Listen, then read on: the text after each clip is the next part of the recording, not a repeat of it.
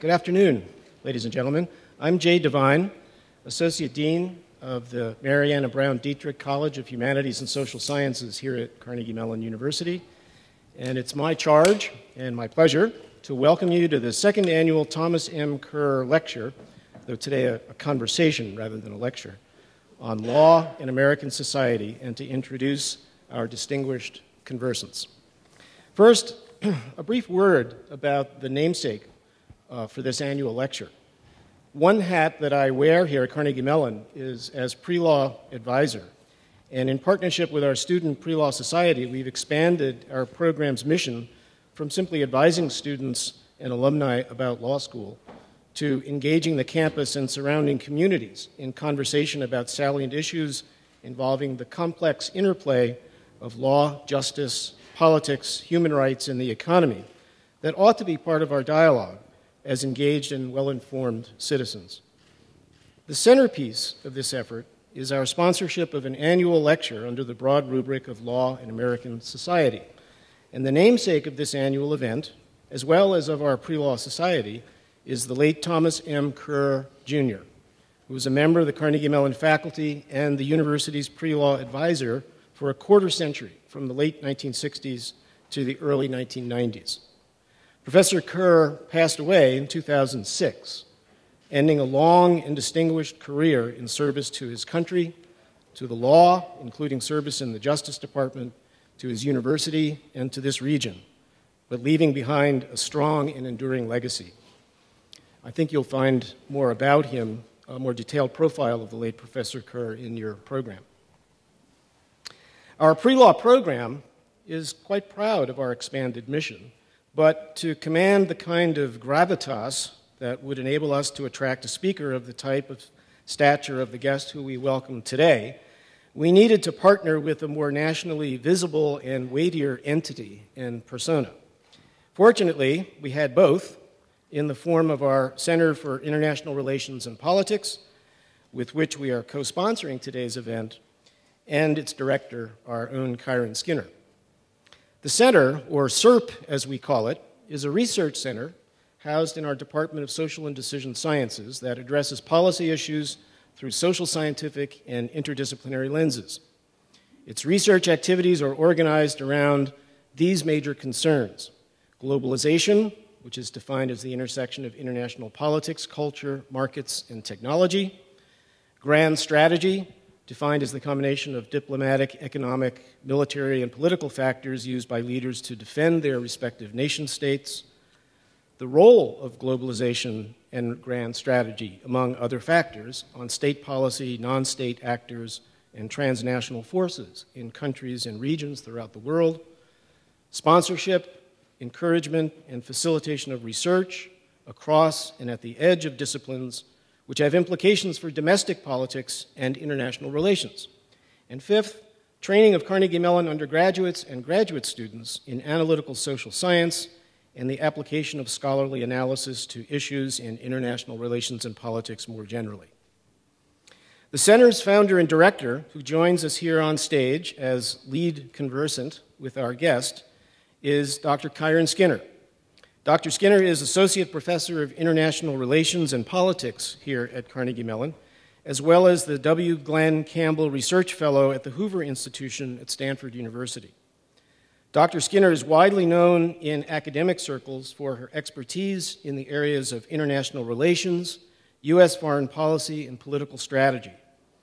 In 2010, she was appointed to the advisory board of the George W. Bush Oral History Project, and she co-authored Reagan in His Own Hand in 2001, Reagan, A Life in Letters, 2003, and Strategy of Campaigning, Lessons from Ronald Reagan and Boris Yeltsin in 2007.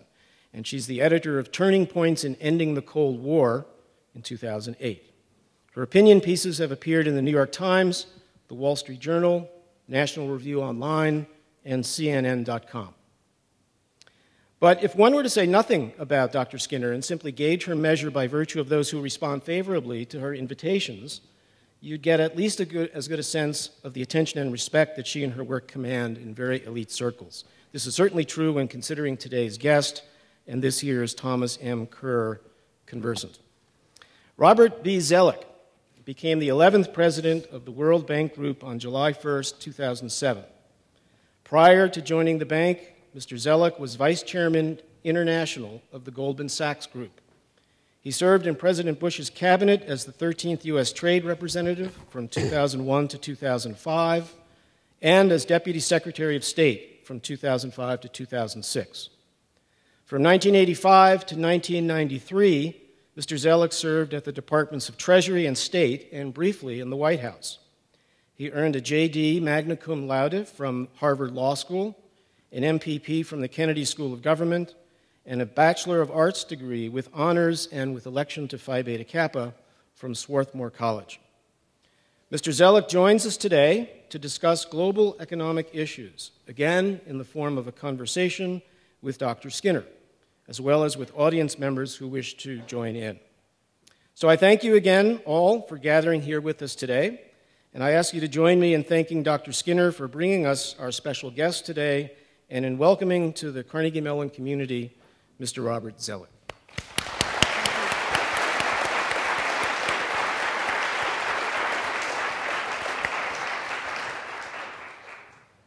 So this is a conversation. There's no particular format beyond, at least I'll start with a question or two, and then we open it up for the audience to ask questions, and that's how you wanted it, and I think that's a great idea. First of all, I'd like to, before I forget, thank all of the young people who are running the center that I'm part of. I don't want to mention names because I will forget a few, but also recognize John Lahosky, the Dean of the Dietrich College of Humanities and Social Sciences, for putting up with our numerous requests, most of which are financial, and Mark Hamlet, the provost, as well. I'm looking at you, among many, many others, and thank Jay Devine. And then finally, I'd like to thank the History Department and its head, Carolyn Acker. There was an event scheduled today. Professor Edmund Russell, who was to speak on his work on science and history, and the department graciously rescheduled the talk, of which I all hope you will attend. It will be Monday, February 13th, 4:30, Porter Hall 100. Rescheduled the talk so that many of our scholars could attend this talk today. And I thought it was quite interesting that it would be the History Department to do this because Mr. Zoellick was a history major at Swarthmore, and in a recent speech at George Washington, he starts by talking about a book, Thinking in Time, by two historians, Richard Neustadt and Ernest May, and how their study of history has influenced his work at the bank. So my first question is a softball question. Tell us what the World Bank is about. Okay. Well, thank you, Kyron. And let me thank all of you for coming. I'm very flattered to have such an audience. When Kyron asked me to come to Carnegie Mellon, I was very interested in the invitation, both because I have great respect for her work, and I think the contributions she's made to some of the issues in the end of the Cold War period are only just beginning, but also because I certainly know the quality of this university, and it's a wonderful opportunity. And since we touched on history, which I told Kyron was my true love, but I couldn't figure out how to make a living at it, so I started some other things. To start with the World Bank, I might actually make a reference to Professor Kerr, because I saw in his bio, as some of you might have seen, the incredible story on how he enlisted the day after Pearl Harbor and served in the U.S. Marine Corps in some incredible campaigns in the Pacific.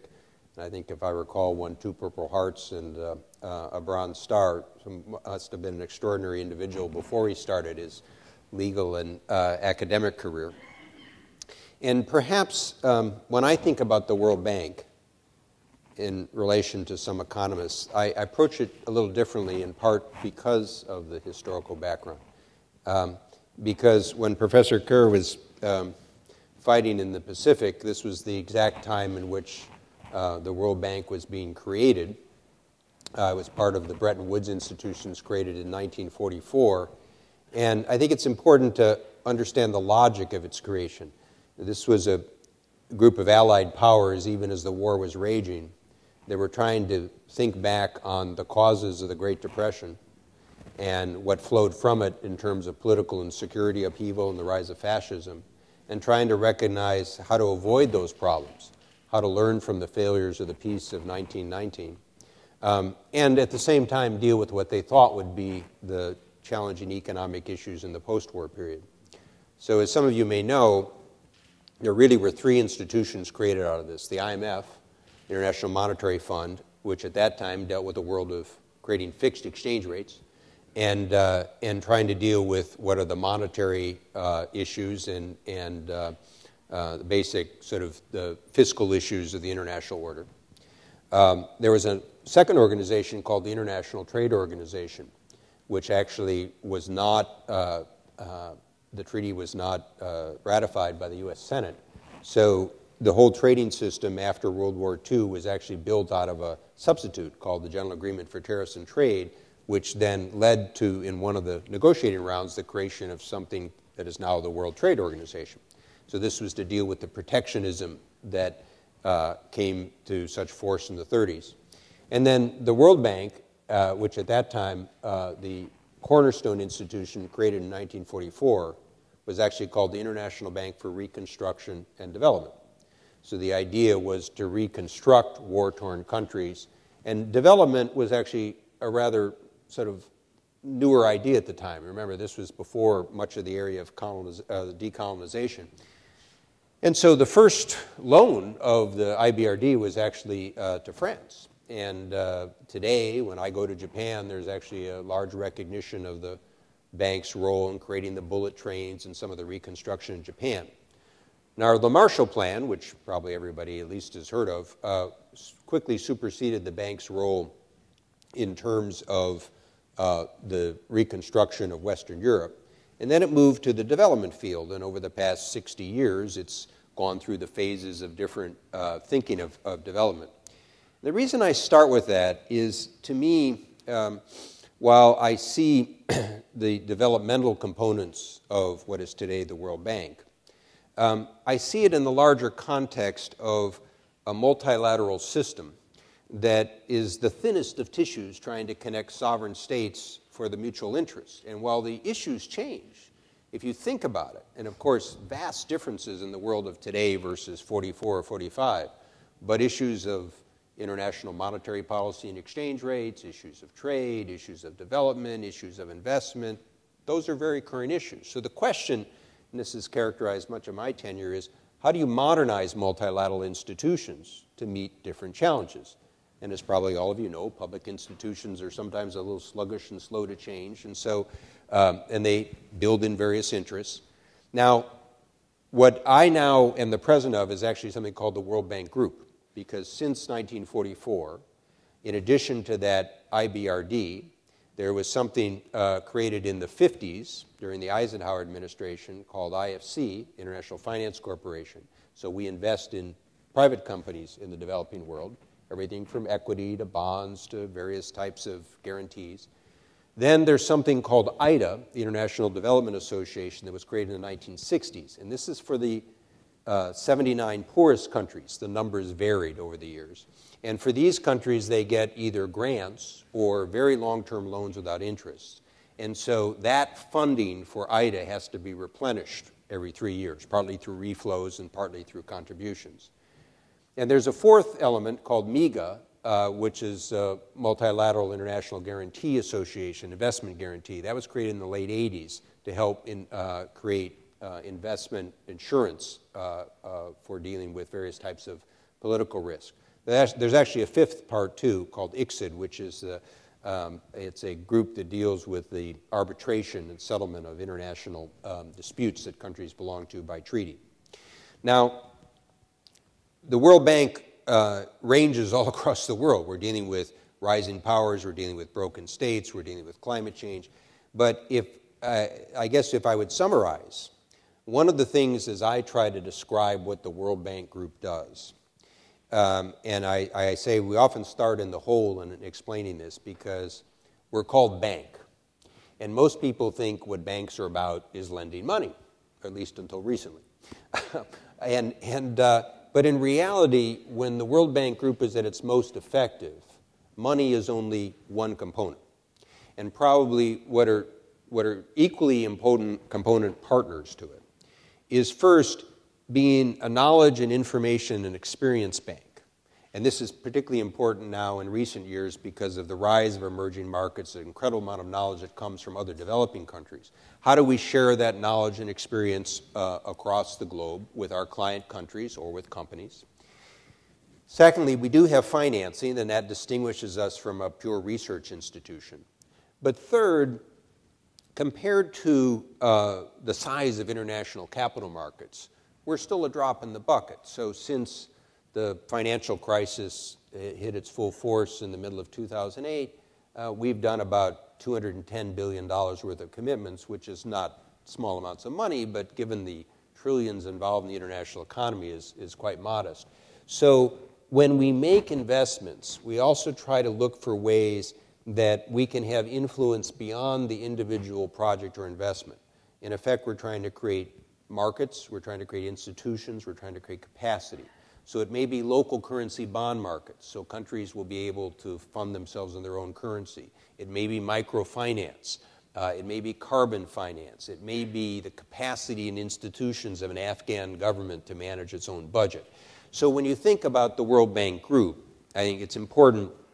Sometimes people have seen it only in the pure economic terms. I see it in the political economy context, and I see part of the challenge is to keep upgrading with the changes in the international economy. Okay, I just thought of, before we go on, a couple of other people I'd like to thank. John Miller, the head of Social and Decision Sciences, my department, for allowing the center that I'm running to infiltrate the department on a daily basis, and our guests from the various local high schools and from St. Vincent College. So I think I have captured many people. We'll have time if you missed it. Yeah. So the next question, and I think if people would like to ask questions, if you line up and along the hallway, in the aisle, we have mics on either side. Also, we have a few more seats down front if a few of you would like to come forward and take a seat. So don't feel shy. So this is not so much a softball question, but in a way it is. In reading what you've been doing during your tenure at the bank, I was struck by the fact that you're right, money is just one part of what you do. You've emphasized for the developing world trying to bring women and girls to greater capacity because there's so much of the global economy. You're doing work on climate change. How has that been, why is that significant to the World Bank's portfolio? Wouldn't it be better somewhere else like the UN or other international institutions? So how do you integrate that with your mandate? Well, let's take the two. We've each year the World Bank, as part of our research role, does a major research piece called the World Development Report. And our most recent one is on gender equality and development. And if I could encapsulate in one sentence what our message is, it's that gender equality is smart economics. So I may believe, and perhaps you believe, gender equality is the fair and right thing to do, but what is now extremely demonstrable with the evidence is it's also smart for economies. And indeed, at a time that you read about events in Europe or the United States and people trying to figure out how to expand growth, one of what growth economists will tell you is that it's based obviously on population but productivity. There are huge gains for all economies, developed and developing economies, not necessarily through spending, but just the structure of how women are engaged in economy. And in developing economies, this can be double-digit productivity growth. And it may be based on something as basic as something we did in Ethiopia, where with the land titling system, we worked with the government to ensure that there were 2 lines on land titling for 2 names, not just one. So all of a sudden, there was a huge expansion of women land ownership in Ethiopia, and that became the opening to start to get credit and get inputs for agriculture. And as some of you may know, over half the agriculture workers in sub-Saharan Africa are women. There's example after example of how the involvement of women can increase productivity and growth. And indeed, as I was saying with some of your students, when one Bloomberg reporter saw some of this research, I thought she captured it best by saying, this is the next emerging market in terms of possibilities. So For the bank to think about sharing research and knowledge and information, this is obviously part of a productivity and growth strategy. Now, there's other aspects of this research.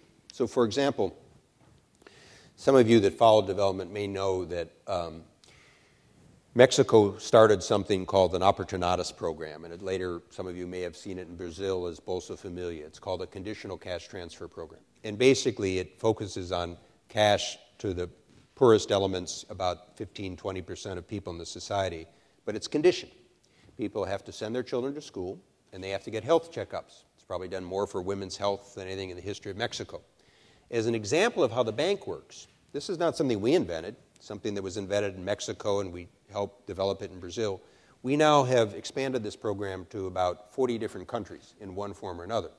And what's intriguing about it is it's done for about 0.5% of GDP. So when you hear about the debate about entitlement programs in the United States, that's a pretty cost-effective program for 15 or 20% of the bottom part of the population, helping them deal with the resilience. But what was striking about it is that the Mexican program gives the money to the woman head of household.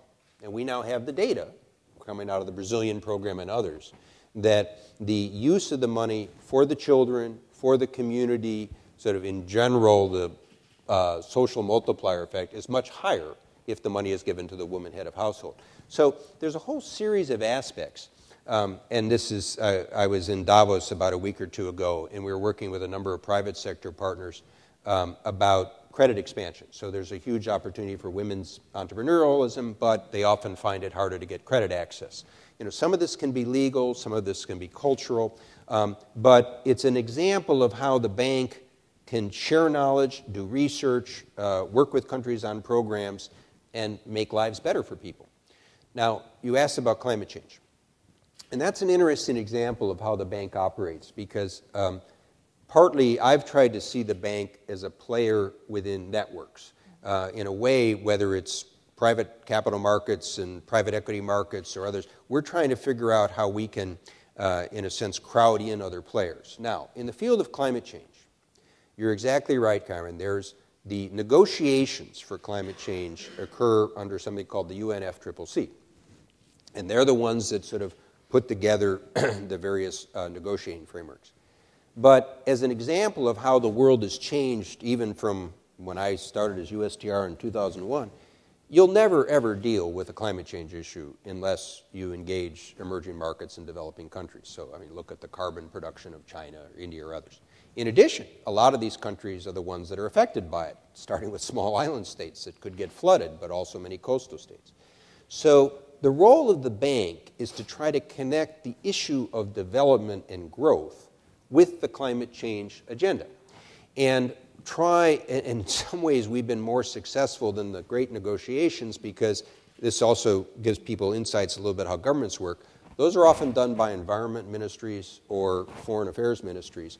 And they're obviously trying to debate the notion of sharing burdens and responsibilities, in this case of carbon, for 195 countries. That's an extremely difficult task. I was involved with the Rio Agreement in '92 under Bush 41, so I have some feel for this.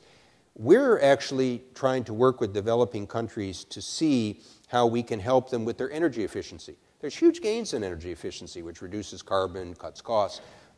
We're working on experimentation with some of the avoided deforestation. One of the things that I worked with Secretary Paulson, former Secretary of Treasury, to do is we created something called climate investment funds. And this is an interesting example. We got contributions of about $6 billion from developed countries for these climate investment funds. We've leveraged them through other bank resources, private sector, other sources, to about $50 billion. And we've done projects in about 45 developing countries that range from technology to energy efficiency to forestation.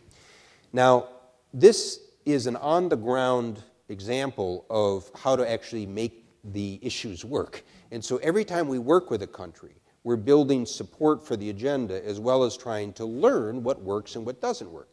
And it's an interesting sort of model of how the international system works because some of you may have heard about the UN Green Fund. Okay?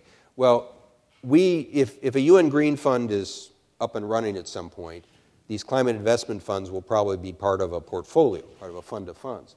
But my logic is, while people are debating the Green Fund, we've got something up and running. And as we do it, we build more support. So again, my life has combined a little bit of diplomacy and politics and economics and an executive role.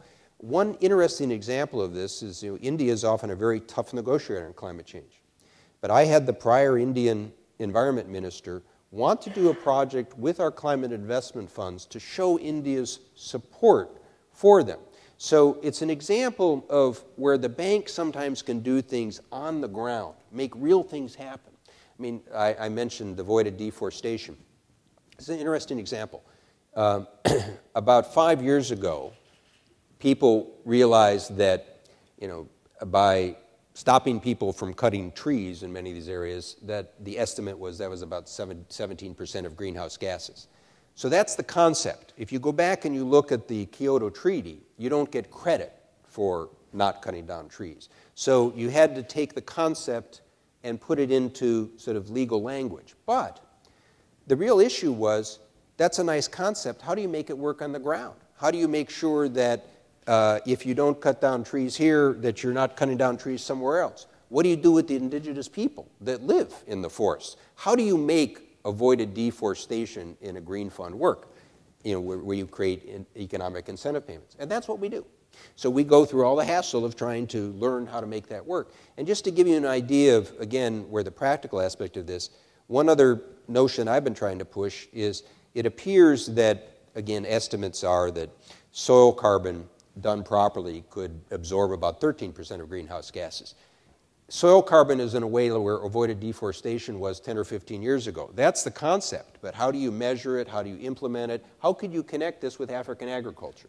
So to think about the bank, and this really goes back to your opening question, it's a mistake to think about it simply as a rate of return on individual loans. It's how do we interconnect some of these disciplines and add value? Okay.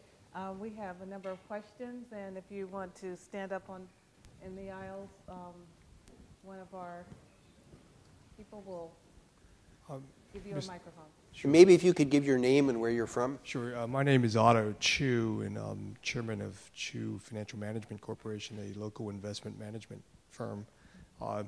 If the World Bank were being formed from scratch today, its ownership shares and participation might look quite a bit different than it did. Obviously, it's a function of its historical antecedents, as you point out. I'm wondering, given the pressures from some of the BRIC nations and some of the other developing nations, some of whom are net creditor nations now and have GNPs that are sizable, what steps might the World Bank take and its sister organization, the IMF, to further engage the Chinas and Brazils and developing countries that have potentially a big role to play in helping to provide funding for the rest of the world? This is a very big and important issue, so be patient with me a little bit, but I'm partly in the spirit of history trying to talk about these a little bit as an international relations as well as an economic issue. When I came to the bank in 2007, one of the views that was current was the bank shouldn't work with middle-income countries. In other words, why not focus just on these 79 poorest? The mindset that I brought, you can see, of modernizing multilateralism would be this would be a huge strategic mistake, because part of the challenge in the international order will be how can we both work with those countries but also get them to share their responsibilities. So we just talked about climate change. You're never going to deal with climate change unless you figure out a way to engage some of those emerging markets. And increasingly what we're going to see is whether trade or investment patterns, it's not only China's development, but it's going to be China's investment in other areas. So how do we build this multilateralism designed for one era and shift it? Second point, the way this is what you described is often called the voice and representation issue at the institution.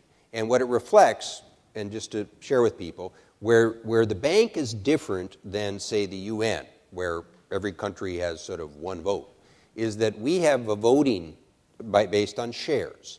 And so the United States, for example, has about 16% of the shares, so it has 16% of the votes.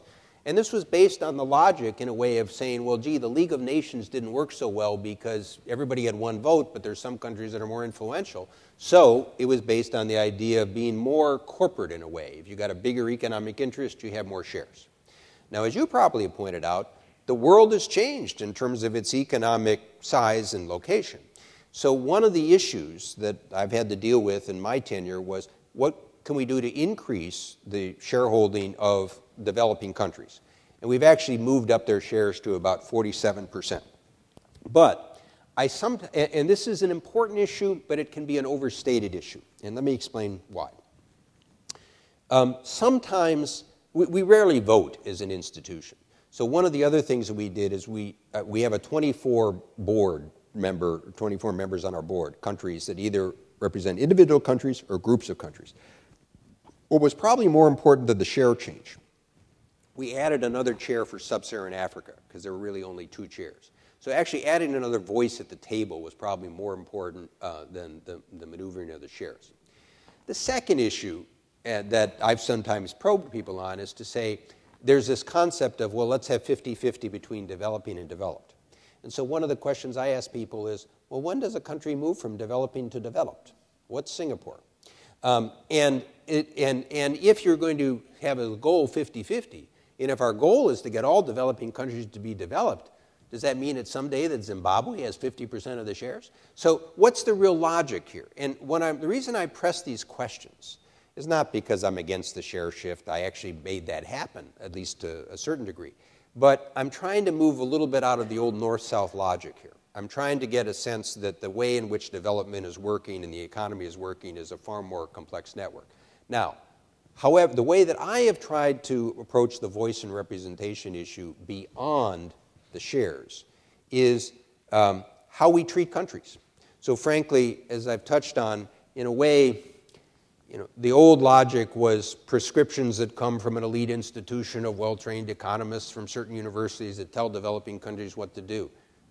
If that ever worked, which I doubt that it did, it's not going to work today. So what does that mean? One of the aspects is when we work with our client countries, we try to understand this as problem solving. And so sometimes the best economic textbook solution, if it doesn't match the political economy, doesn't work. On the other hand, we share the experience of what's happened in other countries, now increasingly developing countries. So yes, it has to be owned by the local people, but you can bring the experience of other countries. Another part is the population of the staff of the bank. So I've worked very hard now, about half the officers are from developing countries, half the officers are women, trying to really change the composition and the nature. Now that actually makes for a very interesting institution to run. I could see that Carnegie Mellon also, one of the things that has probably transformed this institution over 20, 30 years, or at least back when I was in school, was the fact that you now have a much more international sort of student body and probably faculty as well. And that actually can make a stronger institution because you get different perspectives, you get different skill sets, but it does also lead to a certain executive challenge. So these are kind of other issues going forward. So I think the other point, I guess, that is avoiding a little one-size-fits-all, this issue also relates to the IMF, as you mentioned.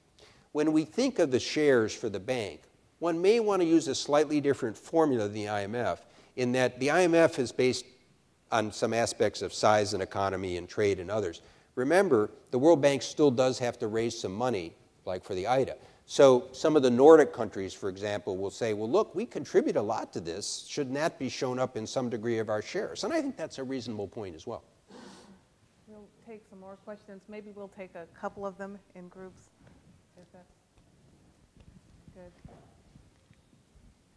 Hello, my name is Simon Curtis, and I'm the head of the American Middle East Institute. And I just had a question about the Arab Spring and Egypt and Libya in particular. I mean, some of these countries are destitute now because of the turmoil. And I was just wondering if you could comment on, is there a change in direction as far as the World Bank is concerned with some of these countries that are having such an upheaval? And you want to take a couple more still, or do you want How about two? Because it's hard for me to remember too much, but okay, go, let's do two at a time. One more and then we'll... James Burnham. I'm a former U.S. executive director of the bank, and I want to A couple years ago. When were you executive director? In the early 80s, IDA negotiation times. A couple years ago, I was in Turkey, and I was fascinated when the Minister of Economy very proudly announced that Turkey had moved up in some of the World Bank doing business ratings. And I wonder if you could talk a little bit about that program, because I think it is probably the most effective program the World Bank has ever had, in the sense of the way it puts peer group pressure on developing countries to look at what others are doing and why they're doing it well. And I'd also mention that whenever I show these rankings to students and they see that the countries in which are least friendly to business are also the poorest countries, it makes a huge impact. Okay, let me start with the Arab world. Very timely, I was just, where'd you go? I was actually just in Israel and the Palestinian territories last week. The first observation, when I came to the bank in 2007, I tried to launch some strategic themes. It's my view of strategy. It's often not, as a historian would know, sort of the great detail, but you need to have some directions that are trying to seize on opportunities as they create. And one of them I launched was the Arab World Initiative.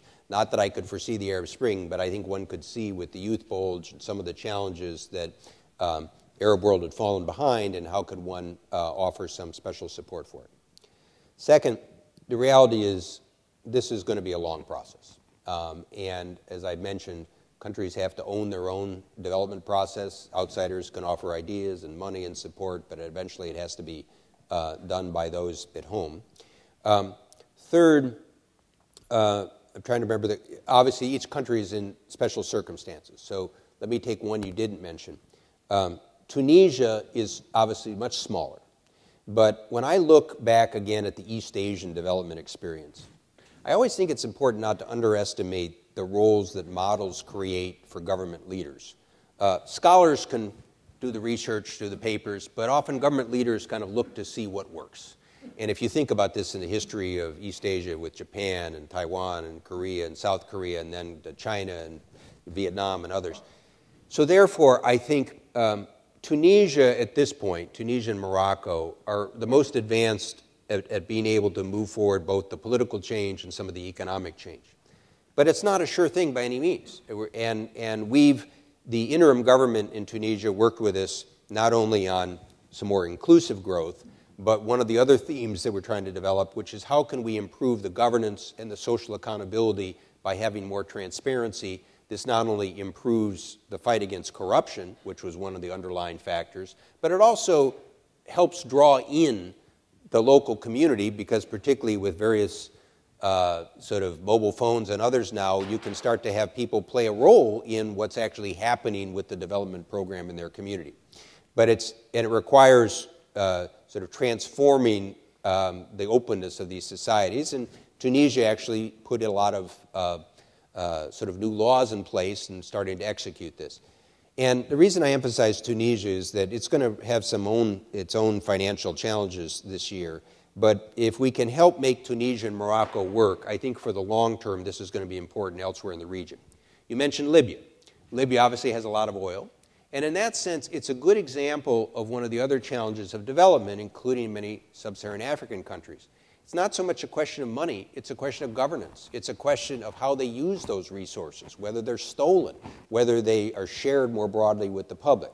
At this point, what we're doing with Libya is just having the first context, because it's still a relatively insecure environment, but we're trying to help create the public financial management systems. So again, it's more of a knowledge and expertise, because frankly, none of that exists. And that's going to have to be created to be able to use the funds effectively. Now, you also mentioned Egypt. And Egypt obviously is very big in the Arab world. It has an important role. I think what you read in the newspapers, you're seeing a process that is still very much in train. Because you had people in the streets that were calling for a different system. You had a removal of Mubarak, but you still have the military that were part of the old regime, and now you have the question of how the Muslim Brotherhood, which were the major winners in the election, will govern in their relationship. And all this occurs with a country that has a strong sense of pride and nationalism and sensitive about foreign interference. We have continued to have some investment projects in Egypt, but in past months they pulled back because they didn't want to have the idea of creating debt. As you've probably read in the newspapers, their reserves are running low, so now they're reaching out to the IMF, they're reaching out to us to try to see about financial support.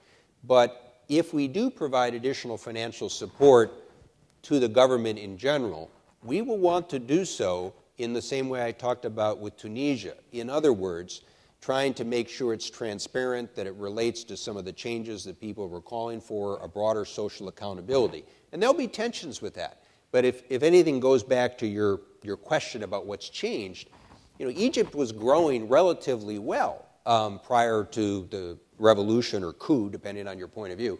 And yet the problem was it didn't really spread to enough people, or it wasn't deep enough, and frankly there was a concern about corruption, and some of this was not only the privileged position of the president's family, but also, frankly, the military, which owns some of the economic point. So I think the reality is this offers an opportunity that I'd like to be optimistic about over time. By nature, I'm an optimistic person, but I'm a realist to recognize this is going to have its twists and turns. It will ultimately also be important, and this relates to the other question, to create an environment for private business investment. That's what's going to create jobs, that's going to create competition. If you look at the East Asian model, frankly, a lot of investment also brought the idea of technology for that level of sort of labor cost. And that right now, when you have political upheaval, that obviously makes it harder, and you can see this in the tourism industry as well. On the idea of the Doing Business report, I agree with you. I think it's been very important as an innovation.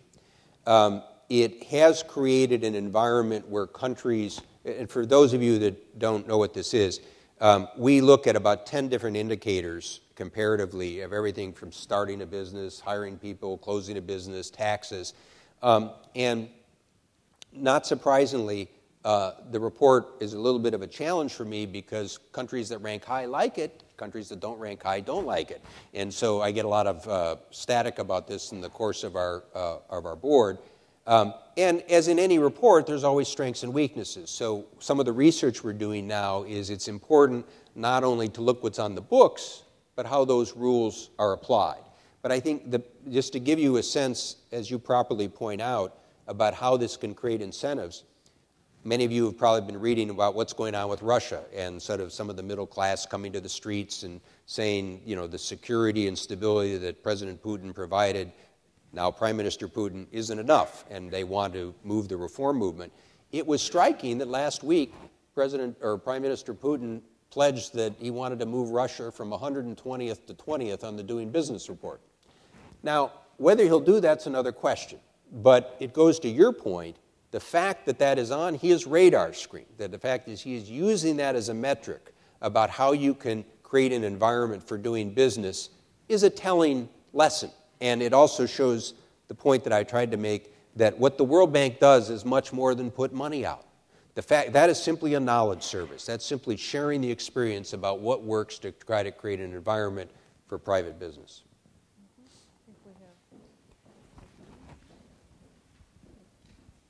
Hi, my name is Keely McCaskey. I'm a student at the University of Pittsburgh. And just to return to your point... I'm glad they're open-minded here. By the way, I need to know, because I have a friend, is Mark Nordenberg still the chancellor? Okay, I should have seen him. He's the older brother of a friend of mine. So if anybody knows him, please say hello. Okay.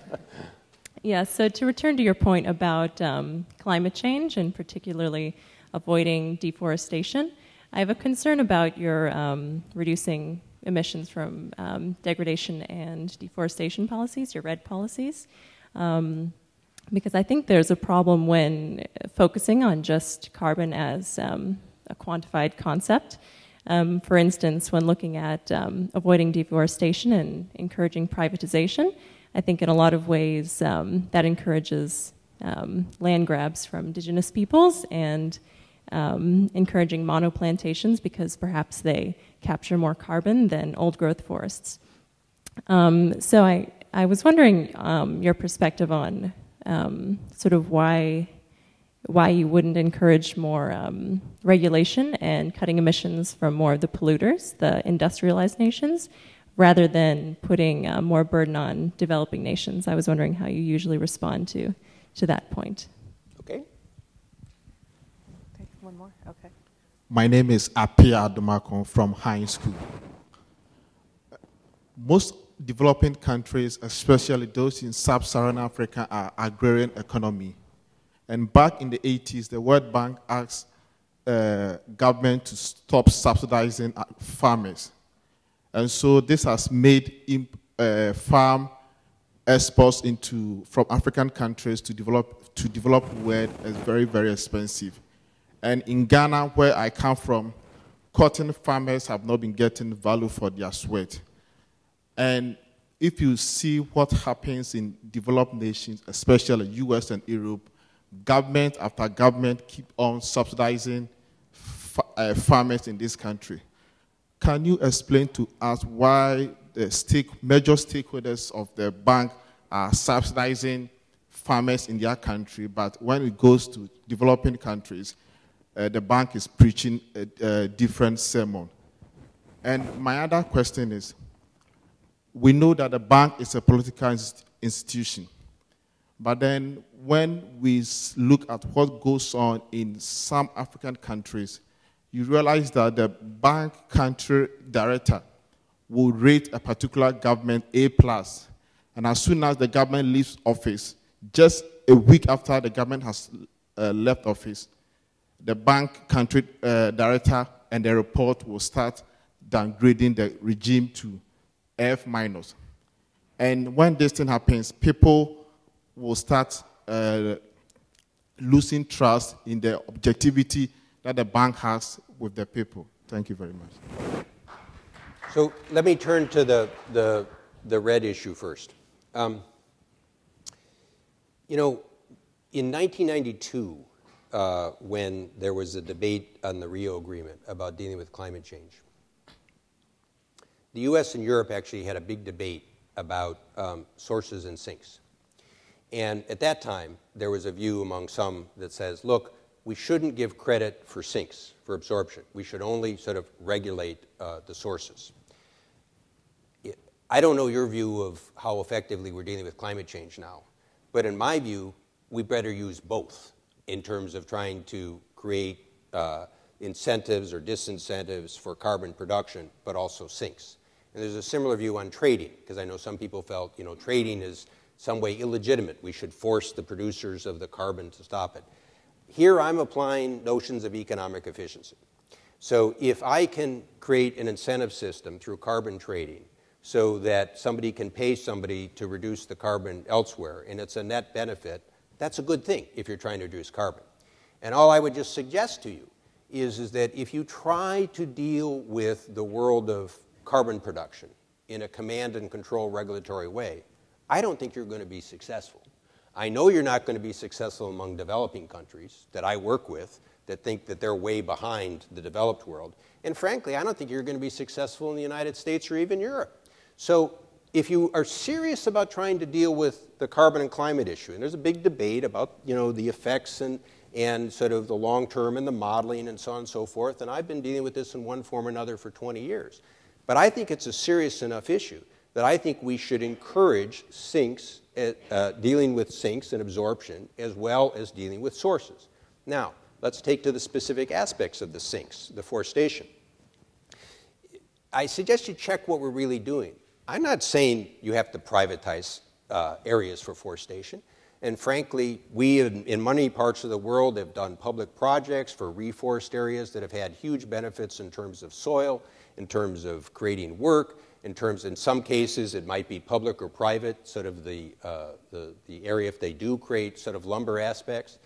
I'm very sensitive to old growth forests from other things. The bank works on biodiversity. I've done a whole bunch of biodiversity types of projects. And then frankly, we're even trying to see how areas like RED can be connected with wildlife preservation. So we're working with the World Wildlife Fund on something called a wildlife premium. So you can pay more to people if, in addition to preserving the forest, they preserve the wildlife, which is going to be very important. So I honestly think you got to disentangle the aspects of what you said. There are aspects of dealing with forestation and indigenous people, which you're exactly right. And we've spent a lot of time trying to deal with indigenous communities to try to help deal with that issue.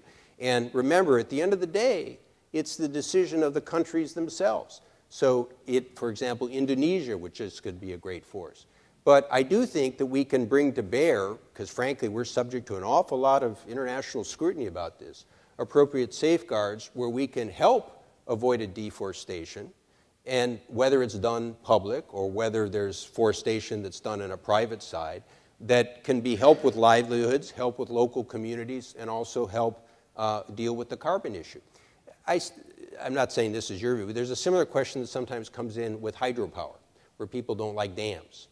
You know, and because I see this from a development perspective, I just want to share with you, 30% of the people in sub-Saharan Africa have electricity. If you're ever going to want them to help on the carbon issue, you're going to have to help with the electricity issue. And so, because they think they have some right to energy. I mean, try to live your life with 30% of the days having electricity and 70% of the days not having electricity. But I believe we've learned a lot about how you can do hydropower in a way that takes care of the communities and deal with the location issues and some of the environmental issues. So my main point, the reason I'm arguing back at you, is not, I mean, I welcome if there's things we do wrong, we should have the debate. We're an open place to do that. But if you're really concerned about these environmental issues, try to look at how market incentives can work, because I honestly think that's the only way you're really going to be able to address them, and I care about them too. In terms of the issue about the African context, we don't grade countries. I don't know where you come up with the A+ and F-. That's not what we do. Now, we do reports on countries' policies, and we try to help them. We try to help the public.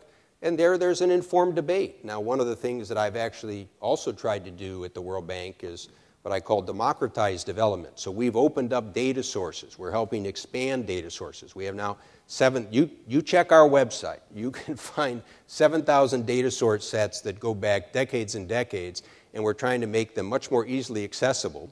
And we're trying to work with Google so you can come up, you say you're from Ghana, you can pull up Ghana on our website, and you can see every project we're doing. You can see what the performance is. And what I'm building towards is the ability for local people in those communities to also be able to comment and say, well, this is what's really happening in the project. So again, part of modernizing multilateral institutions is making them open, making them more transparent, making open data sources. But if your point is that we shouldn't be part of a debate about countries' policies, I think that's a mistake. Look at the United States. There's a healthy debate about policies. Look at Europe, I think, and look at Ghana. That's a good thing for it to be. Now, you also asked about agricultural subsidies.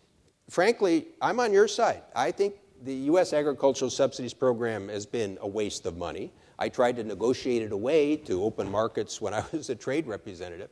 I'm not against some ideas of crop insurance and some other points. But so I don't take the view that it should only be for developed countries and not developing countries. And that's actually, again, when you say the World Bank is against subsidies, we're not against subsidies, but we are for recognizing what subsidies cost, what the alternative uses are, who gets the benefit. And frankly, if there's any lesson from the U.S. agricultural program subsidies and the Common Agricultural Program is be careful about these becoming a black hole for absorbing a large amount of money. So you mentioned the cotton program in Ghana, and I'm not familiar with the particulars of that, but I know that in a number of the West African countries, part of the challenge of cotton has been you've actually had marketing boards that have actually not been so good to the farmers, but they've been the benefit for some of the governments for some of their own revenue system. And just as an example of that, look to the north. I mean, the Canadians finally did away with the Canadian Wheat Board, and you'll probably see the wheat farmers in Western Canada benefit from it. So I'm sympathetic with you on subsidies from the developed world, but I think, look, part of good analysis, this is Carnegie Mellon. This is a place that's supposed to be a home of analytical quality work, is that please know what you're getting for the subsidy.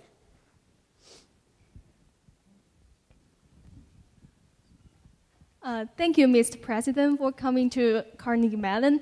I'm Danny Chen from Heinz College, studying public policy here. As I come from China, I have a specific question about China. Because, as you have mentioned, the global issues cannot be solved without the participation of developing countries. But as a Chinese, I have witnessed the country is also suffering some very serious issues. For example, our GDP growth rate is slowing down, and there are some unstable issues happening now, and probably more in the future. So, as the new generation of leadership will come out this year in China, I try to get some insight from you about what do you expect China will have in terms of its political development and transformation. Thank you. Well, I'll give you some thoughts on the economic side. I'll have to rely on you on the politics. On the economic side, it's a very good question and an extremely timely one. And let me share with people why. One of the things that I actually think is very impressive about what's going on in China is that even though China has grown a little bit less than 10% a year for 30 years, which is pretty darn impressive, about a year and a half ago, some of the Chinese officials approached us and approached me personally and said, you know, we realize that the export and investment-led growth, our growth model, the structure of our growth, is not going to be able to be perpetuated for decades in the future. And just as a little reference point, we did some work that showed if you stayed basically on the same path, by 2030, it'd be like adding 16 South Koreas to the international economy. So how would this work in absorptive capacity? So as you may know, in the 12 five-year plan, the next 5-year plan, there's a focus on trying to rebalance, to move towards more domestic demand and consumption. But the challenge is, how do you do that? How do you adjust the structure of your economy? So over about the past year and a half, the bank has worked closely with Chinese authorities. They asked us to work with the DRC, the Development Research Council, major think tank under the State Council, as well as the Ministry of Finance, to look at a whole set of these issues. And the reason I said it's timely is that later this month, I'll be going to China and we'll be revealing this report. And you asked about the leadership change. It's been embraced by Li Keqiang, the executive vice premier, who some people think will be the next prime minister. It's been embraced by Xi Jinping. So it's got high-level engagement. And we're looking at all the questions, what you talked about, the social safety net system, the fiscal system. So, you know, many people read about the stories of people talk about land grabs in China, because many of the local governments fund themselves through the land sales because they don't have independent revenue sources. We're looking at sort of the open innovation system. We're looking at the role of state-owned enterprises. We're looking at market pricing. We're looking at sort of environmental and green growth aspects because of the costs of the environmental aspect. Now, and the scope of this is quite staggering in terms of willingness to look at how one restructures the Chinese economy. Now, the devil will be in the details of implementation. It's just a report. But even here, we've worked to try to say, what would be some quick wins? And, you know, how do you engage the public on some of these issues to make them more sustainable? And when I asked, actually, Justin Lin, our chief economist, who's from China, I said, you know, this report exercise is interesting to me because, you know, China's got first-quality economic minds. Why were we kind of asked to do this? And his answer was very revealing. Part of it was, and for some from other developing countries, this is useful to know, China, the World Bank has a very good brand in China. The World Bank has been seen not only from the past financial side, but really from the analytical side of helping the report. So, you know, that was interesting as an example of a country that obviously had its own development model, but drew from the bank's experience. Secondly, he said, you know, in any government, you're going to have different factions and interests. And this report probably helps draw the issues together and helps catalyze them. So, again, on my optimistic side, I'm hoping this will help the next generation of leaders come in and have a bit of a template. Now, you know, will it get implemented? That I can't say. But as we step back and we look at the rest of the world, I think it's pretty darn impressive that a country that's grown 10% a year for 30 years has the presence to say, well, this just can't continue. How will we need to restructure our economy? Because I might ask, if I look at the US or Europe, maybe there's a little bit more evidence that people should be facing structural reform in those economies, and they're not exactly stepping as far forward. So I'm hopeful that this is another interesting example of the role the bank will play. We'll see over time what it develops. And if you want to get the details of it, by the end of February or early March, we'll have all the reports out there and other aspects so you can look at it yourself. My name is Stephen Hurdle. I'm at the University of Pittsburgh and actually was in Naperville at one point. Yeah, your name sounds familiar. Yeah. My question has to do with the role of information technology, since that's big at both Pitt and CMU, and if it's treated separately at the World Bank, and more importantly, do you see new initiatives coming along to increase the role of improving information technology in it runs across everything. I'm sorry. Yeah. It runs across everything we do in that, let me start at the basic level.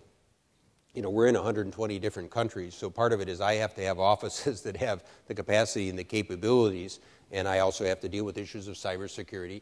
But I think the two most important areas I'd focus on is this open data initiative that I mentioned, which I think has a chance to really revolutionize how the bank works. And since this audience may have some economic professors and scholars, my personal example of this is kind of interesting.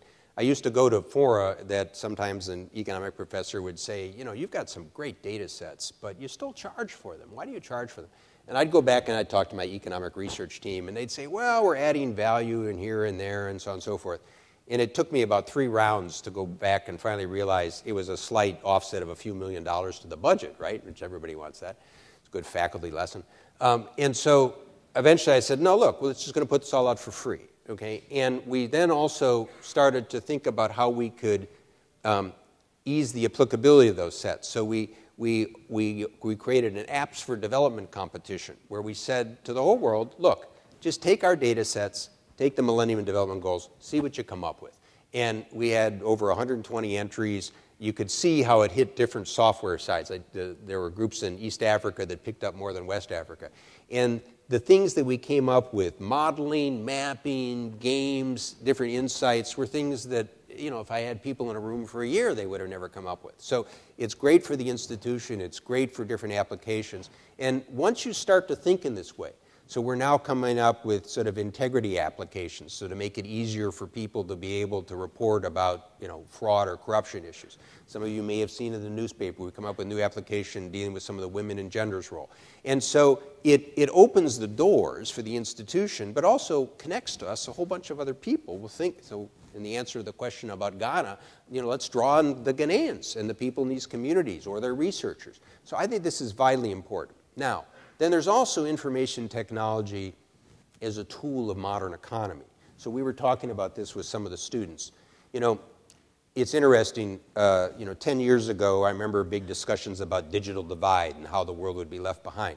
And I pointed out that by working with countries in sub-Saharan Africa to change the telecommunications policy. So again, this is policy, not necessarily money change. You've gotten $70 billion of investment in mobile telephony in sub-Saharan Africa over the past 10 years. And you've gone from usage from about 10 or 20 to about 500 million sets. And of course, what then happens, as some people from that group knew in Kenya, is you've had some great innovation about using mobile telephones in banking systems. And what one starts to see, and this is, again, if you see development as a democratized form, you start to create the environment, and then people come up with the innovation to how you can use these mobile communications in a whole series of different devices.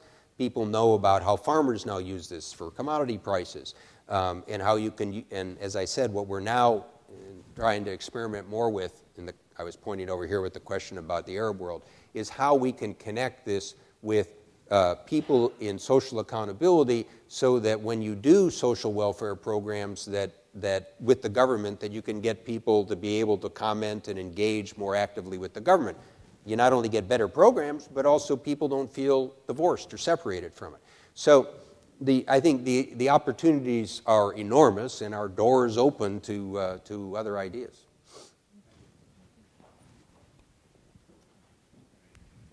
Mr. Zoellick, thank you for coming. I'm Carl Henry Cesar, public policy student at Heinz College.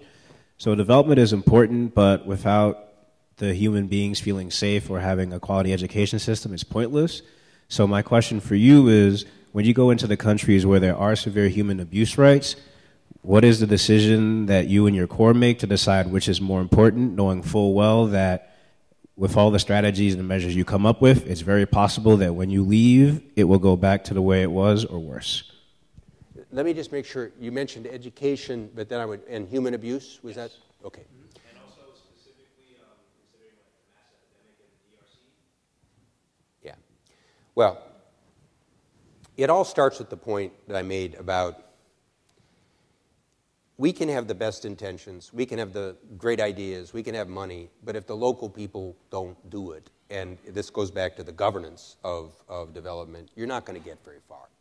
So the reality is this actually gives us an entry point. Even though in this multilateral order I explained, and we have 187 shareholders, we're not supposed to be political, I've been trying to emphasize the importance of governance. So you've heard me talk about transparency. You've heard me talk about accountability. We've talked about how you can engage sort of social networks in terms of this. So that's partly the entryway that we try to use to try to say you need to do these things as part of good development policy as opposed to political policy. Now, I can't go so far as to say, you know, you need to have this form of government versus another form of government, but this is an entry point that we've been able to find common ground with across the full range of our membership. Now, you also asked about, particularly about sort of human abuse. Well, we can have some effect on this. I mean, obviously, you know, it covers different aspects. So in terms of good labor practices, IFC, our private sector arm, produced something called the Equator Principles, which are trying to encourage companies to upgrade their treatment of workers, their environmental sustainability, a whole series of issues.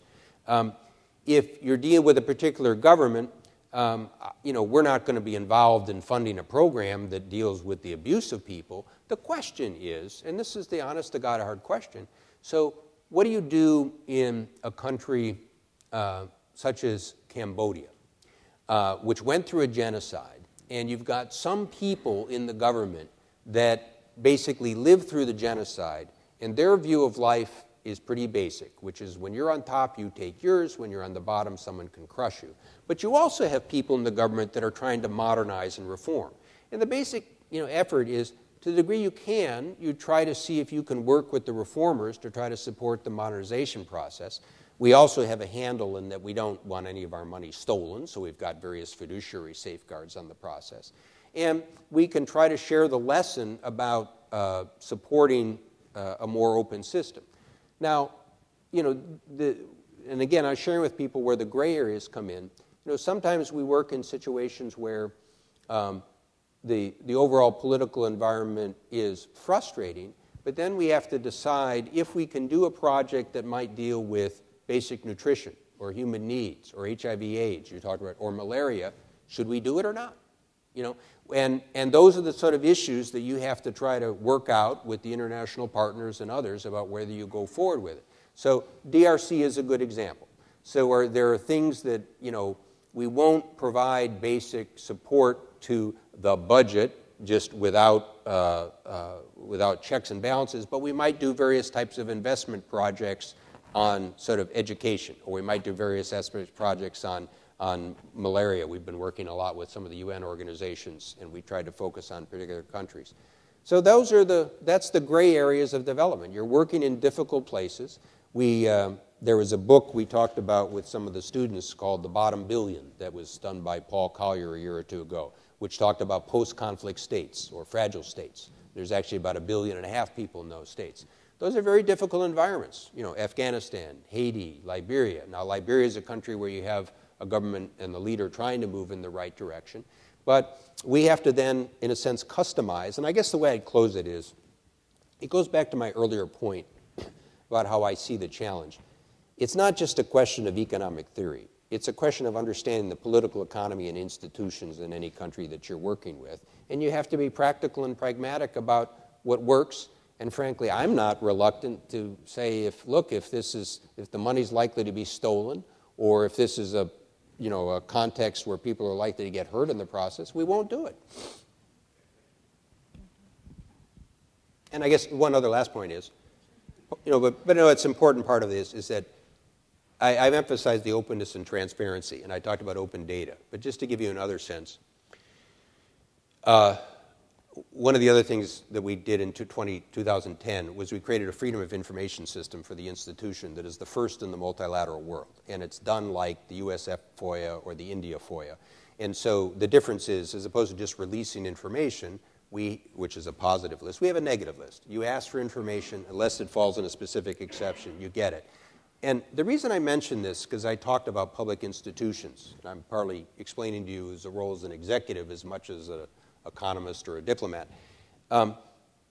Institutions like to hoard information. Information can be power. And when they release information, it's sometimes tough because people find things that go wrong, and it's embarrassing. Or to be fair, I've got a lot of very hardworking people that are very committed to projects, but they run the risk of what I've called the it should have worked, I wished it worked, I really wanted it to work, but you have to acknowledge it didn't work. And we have to learn from the mistakes as well as other things. So I try to encourage my staff to realize if poverty were so easy to overcome, somebody would have done it thousands of years ago. These are tough problems. But as an institution, I think we're stronger and better by being open, sharing the information. And as you've seen here, we reach with civil society groups, environmental groups, social groups, in other words. We may not always agree, and it's our right to argue back on something, but I think that makes a stronger public institution. This may seem obvious, but it's not so easy to do sometimes. Hello, my name is Archana Menon, and I'm a student at the University of Pittsburgh studying international political economy. And my question has to do with the growing presence of multinational corporations in the developing world. And what do you think is the potential of corporate social responsibility to counter the phenomenon called the race to the bottom, where host countries agree to relax their environmental, social, and governance regulations in order to attract FDI? And what is the role of the bank in this debate? Well, this may change a little bit with multinationals that come from different countries, and I don't mean to make this an overgeneralization, but as a general matter, most of the multinationals that come from developed world are sensitive about reputation. They're sensitive to brand. And so I'm not saying they haven't made mistakes in the past, they won't make mistakes in the future, but we and others can work with them, and civil society can work with them to upgrade the quality. So, think of the probably things that happened on your campus and others about, Nike or sports equipment preparers and sort of the working conditions. So we try to work with companies that want to upgrade standards, upgrade brands. Just one that out of the blue I'm involved with now is we were talking with some cocoa country producers because there's been reports about the labor conditions in cocoa plantations. It's not good for their brand. What can we do to sort of have a set of higher standards moving forward? This will be an issue with some of the multinationals coming out of some of the developing world.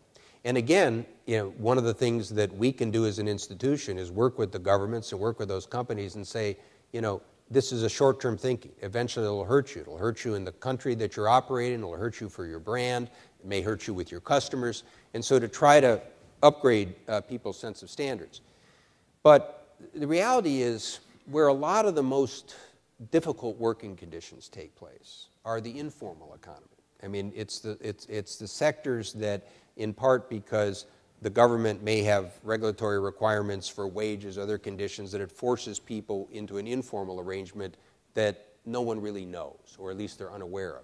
So part of the challenge is also, this is one of the challenges in some developing countries. You have labor codes and rules that, they look nice on paper, and they may have come out of the 30s or something, but they don't bear a reality with the workforce. So part of the other lesson, too, is, how can you try to improve living conditions and working conditions for all your people? I guess the next step, I would say, is our next World Development Report is focusing on jobs. And it's interesting because this may reflect sort of my gaps in my education, but when I used to study labor economics, it tended to be kind of a discussion of sort of the structural rigidities in markets or the role of labor unions. But what it missed, what we're trying to look at, is how to see jobs as a sense of partly human development, social cohesion, different angles on jobs. And all of those relate to some of the things that I think you're talking about working conditions.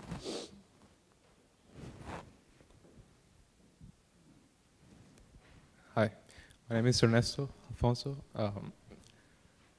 I just have two simple questions. One is, do you understand the concept of self-determination, that a sovereign nation has a right to determine for themselves the kind of economic policies and the political landscape that they decide? And the second is, since 1998, you've been a very strong advocate for the invasion of Iraq, the imperialist invasion of Iraq. So do you defend that today? I'm sorry, I didn't quite. The first one was self-determination and countries' right to determine their own economic policies. Was that right? Yes. Do you understand that concept? And the second is the invasion of Iraq. Yes. Do you defend that today? Okay. On the first question, yes, the whole notion is sovereign states make their own decisions. And let's be very clear. I don't tell countries what to do.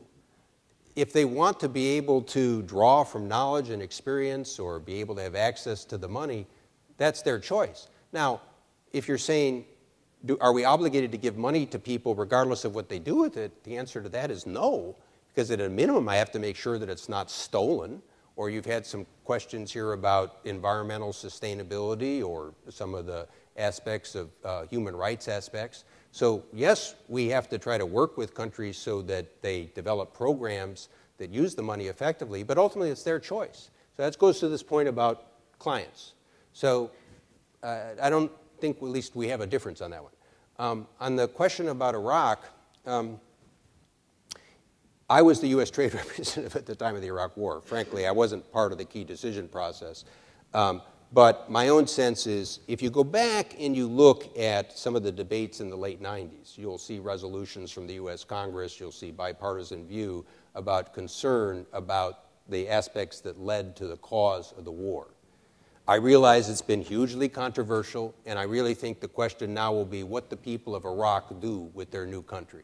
And on that, I must say I'm a little worried, but I saw Prime Minister Maliki when he came here, and my own suspicion is that from the economic side, the Constitution allows varying degrees of autonomy, but if they, and I hope that they permit that autonomy as part of the development side, because if you look, for example, at the Kurdish region, you've seen some pretty good growth, and you've seen some pretty good opportunity, and I think, frankly, Iraq, sadly to say, is still struggling from its origins as a state that represents different communities that are having a hard time living together.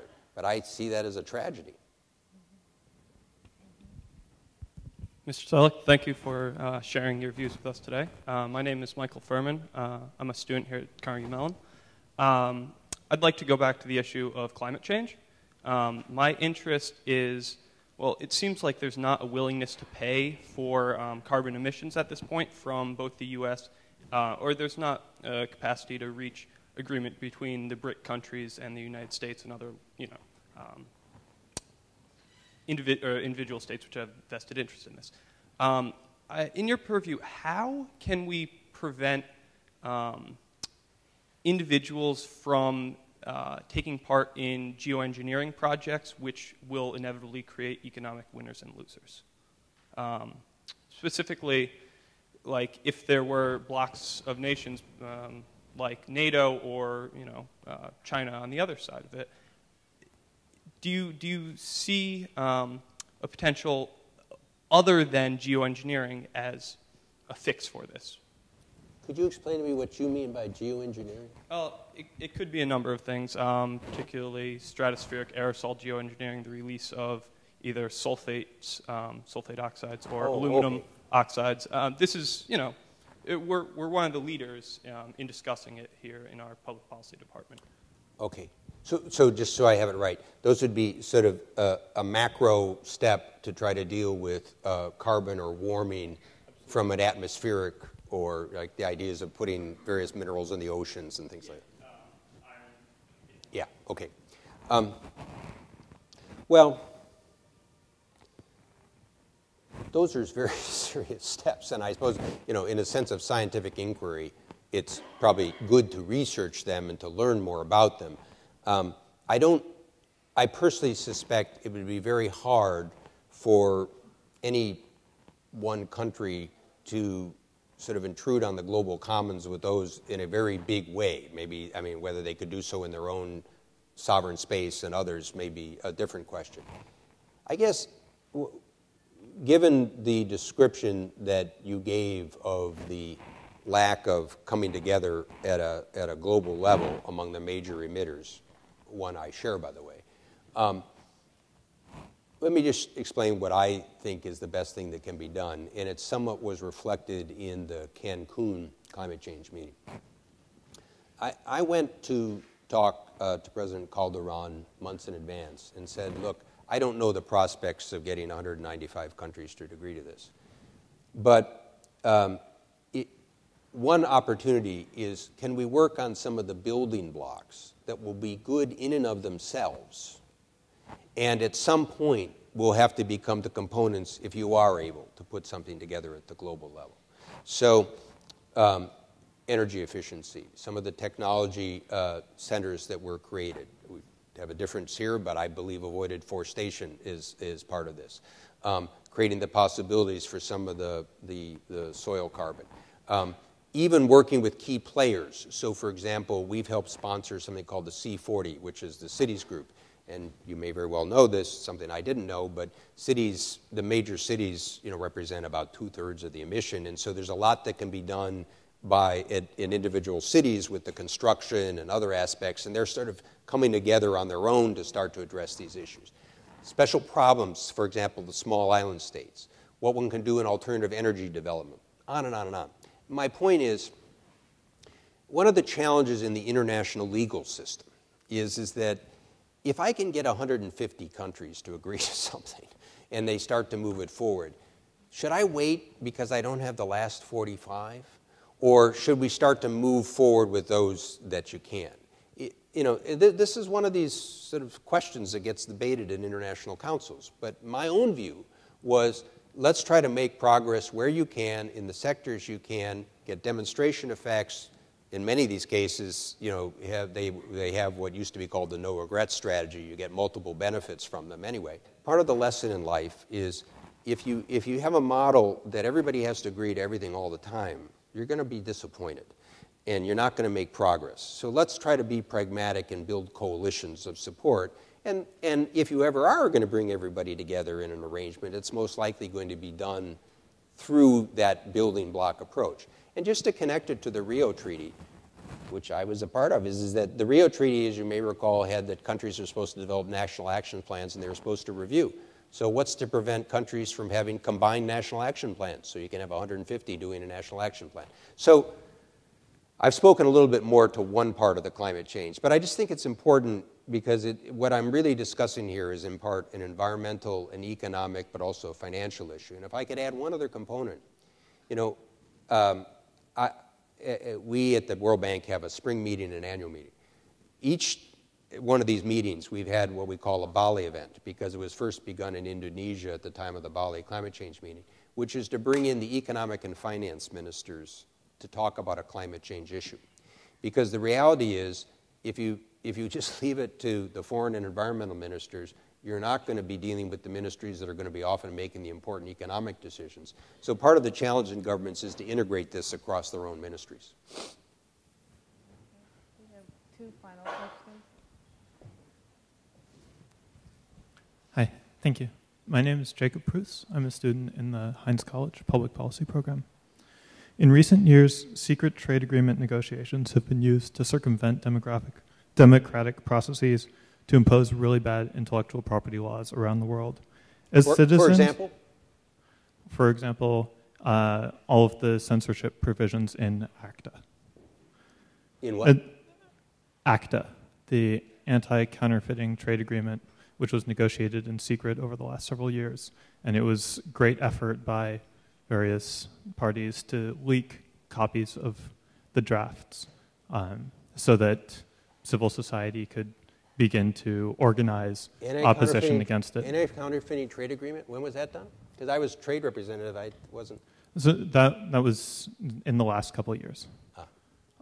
My question is, as citizens, what are the most effective things we can do to stop the abuse and open these processes to the public?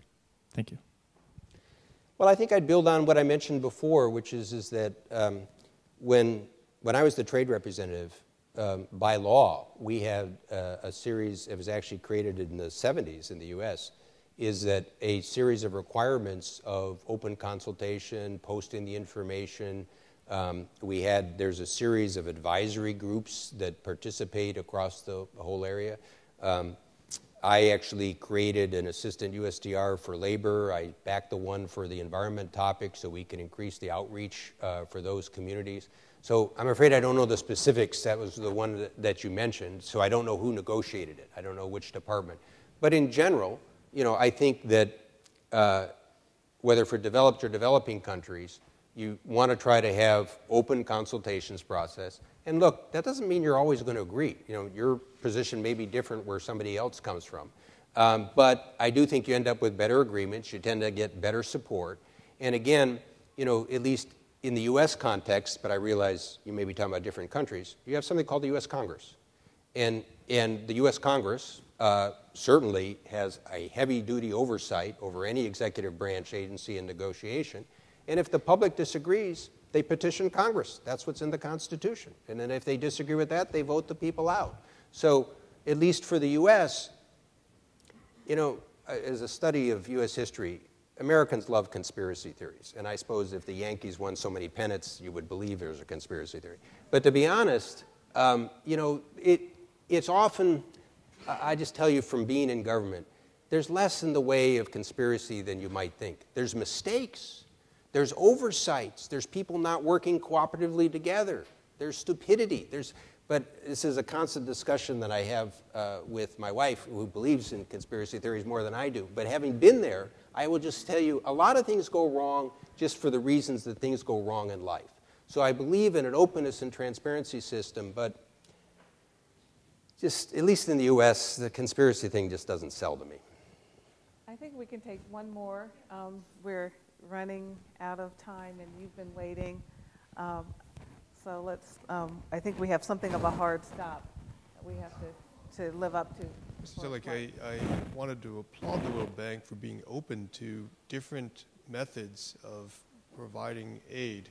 So as you mentioned, could you speak up a bit, please? Sure. Rather than just relying on certain central bureaucrats dictating economic policy to people around the country, I think the World Bank has been open in the last 20 years to really different techniques. So I'm interested in your commenting on different types of microfinance, how the World Bank has been supporting microfinance.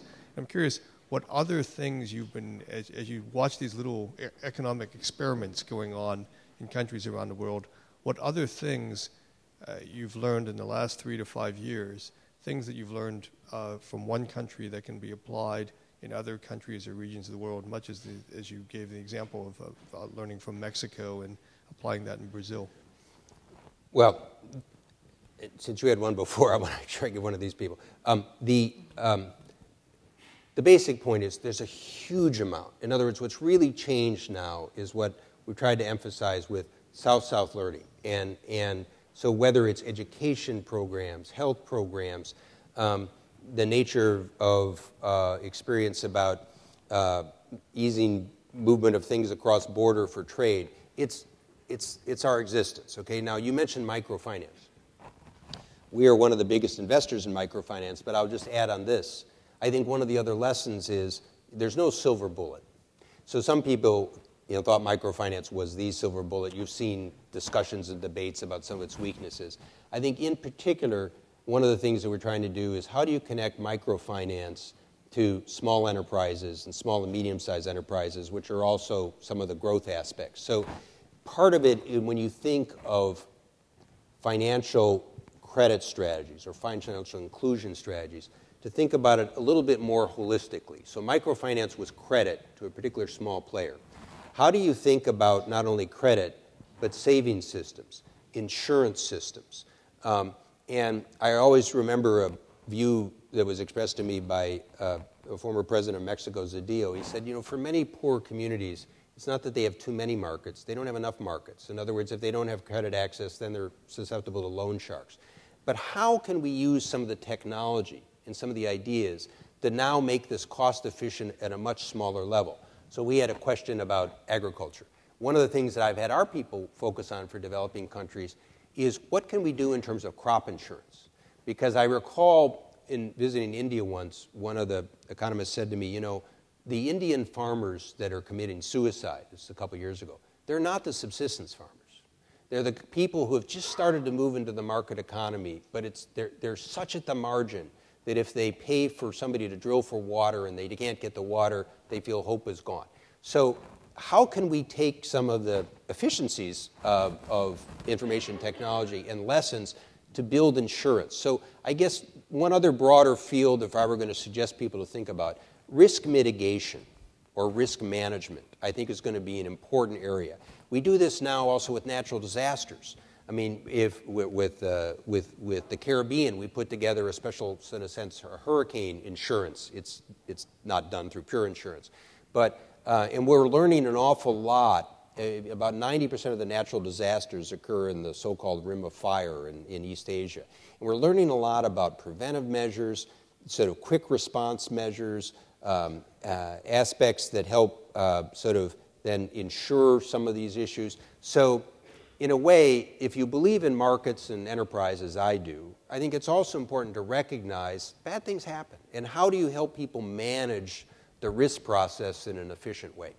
Okay. You want to take one more? If my plane will let me, we'll trade this one. Okay. Kanak Iyer from Kanak Financial. I'm a fledgling company. Just this morning I was, negotiating a business loan with my bank. And a wonderful lady, she said, can I get back to you in the afternoon? I said, you better hurry. I'm going to talk to the World Bank president, and I may not need you guys. So did it work? So you're a great tool in my negotiation skills. But did it work? Well, we'll see. We'll see. Okay. My draw today was Professor Skinner, who's a great scholar and a great role model for a lot of women. Now, you are going to China. China's, human rights violation against women is very well known. I mean, 400 million births, stopped in the last 30 years or so. Is the World Bank able to do anything to say that, we'll give you this money, but empower women? CNN running a program saying country full of men, I don't think is good for any of us. And the other one more question is to do with sustainable technology. Carnegie Mellon is huge on sustainable technology development, renewable energy, both engineering-wise and public policy. Is the World Bank able to tell the developing countries, go in that direction? That makes more economic sense than following the path of the United States and becoming polluters in the bargain. On your first question, our primary way of being able to help women in countries, whether China or others, is by showing that it's in the self-interest of the country. And so this point that I mentioned, and there's across a wide range of intervention, to show how it helps families earn more, how it helps countries become more productive, how it helps people draw on the human resources. And I think, that evidence has just started to develop, but I think it's going to be a big topic that's going to move. And for me as an executive in an institution, part of the challenge is how do we mainstream this in a way that isn't a check in the box? And so, but it's interesting because as you start to think about projects, if you then start to think about sort of a gender dimension, it often gives you a different sort of angle. On the China point in particular, the main way that we may be able to have an influence is that this report that we highlighted also highlighted a fact that didn't get much attention, but it's basically that there's about, if I recall the numbers, about 4 million missing girls and women in the world. So that if you take a similar cohort in the developed world, and which is, it's about the size of a Yokohama or other similar sized cities, that's lost every year. And some of it is due to the birth policies or abortion policies. Some of it is due to the lack of nutrition at early parts. Some of it's due to maternal health and mortality. But it's to try to publicize what I think is a shocking fact about the loss every year of girls and women. So that's the prime way that we may be able to have an influence on it. Plus the ones that I mentioned about, in a sense, remember, we come from the economics profession, and self-interest is a motivating force. So then on your question about technology, yes, in a sense, from IFC, our private sector arm, one of our investment areas is actually trying to support some of the sustainability, the energy technology, energy efficiency technology. But sometimes it's even more basic than that. For example, a very successful effort we made in China. This would surprise some people, but the banks were used to doing collateral-based lending. So we started a relationship with a bank on doing energy efficiency lending. And so what that meant was simply they didn't have the practice of, if you instituted a certain technology where you could change your cash flow because of energy efficiency, that you could lend against it. And then, given China, once you started to do this with the bank, then it started to spread throughout the whole country. So some of this, again, is simply sharing processes and procedures as countries start to expand the capacity of their financial and economic system. As I mentioned in the answer to the other question about the climate change, we've also tried with the UN and other partners to see how we can try to support some of the climate technology centers. And this is broader than climate. So, the World Bank actually was one of the founders of something in the agricultural area called the Consultative Group on International Agriculture Research. So we help coordinate, and we make a special contribution out of our income each year to these 15 centers around the world, about 14 of which are in the developing world, which do agriculture research. And this is one of the other aspects I should have mentioned. In the world of climate change, people know about the Green Revolution in India, but I think this is going to be another very critically important area to enhance seed varieties and knowledge about production. I mean, one other aspect we haven't touched on today, but it was in my mind because of Israel, was water. I grew up in the Midwest in the U.S., so I'm used to water availability. But when you go to many other countries, and I think this is going to be an ongoing pressure point for conflict and poverty and others, the lack of water availability. And there's some very interesting technologies being developed. So again, our role is partly to see how we can identify it, support it, and then help expand it with a network of other partners. And again, we're not a monopolist. There's others in this field. How can we work in a networked fashion with them? Yeah. Well, we've kept you over time. We thank you. I'd like to, before we say goodbye, I'd like to thank some others, the Global Studies major. I just remembered they were a sponsor of this event. The new CMU Navy Master's Program. We have a master's program in the broad area of cyber security and information dominance. The grand strategy one sounded very interesting to me. Yes, well, they're part of it, and some of the students are here, the master's students, and also the head of one of the most important charter schools in the country, Propel Schools. So I know that education is important to your mission. So we all thank you collectively for giving us so much of your time.